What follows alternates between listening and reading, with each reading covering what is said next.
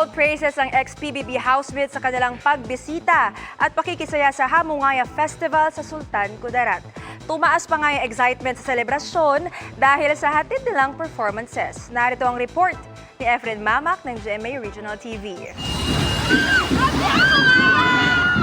Masigla at makulay ang pagsisimula ng Hamungaya Festival 2025 sa Isulan, Sultan Kudarat nitong Martes. Dahil sa iba't ibang performances tulad ng drum and lyre, street dancing, at float parade na dinaluhan ng Sparkle ex-PBB housemates Charlie Fleming, AZ Martinez, Vince Maristella at Josh Ford.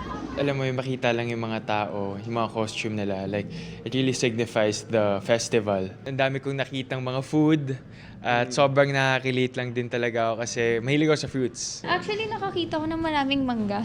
Yeah. Sabi Paborito ko namin pa naman kanina. mangga. So, kanina, like, napapaisip ko, uy, gusto namin bumili. Ang Hamungaya Festival ay paraan ng bayan ng Isulan para ipagmalaki ang kasaganahan sa grasya at makabuluhang kultura ng bayan. Ipinamalas yan sa grand opening ng Isulanos. Sinamahan din ito ng grand fireworks display.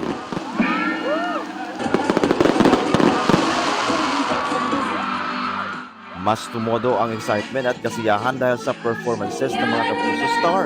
First time ko pina-form yung kanta ko kanina, yung kanta kong Langga, para matuwa naman yung mga nanonood sa akin.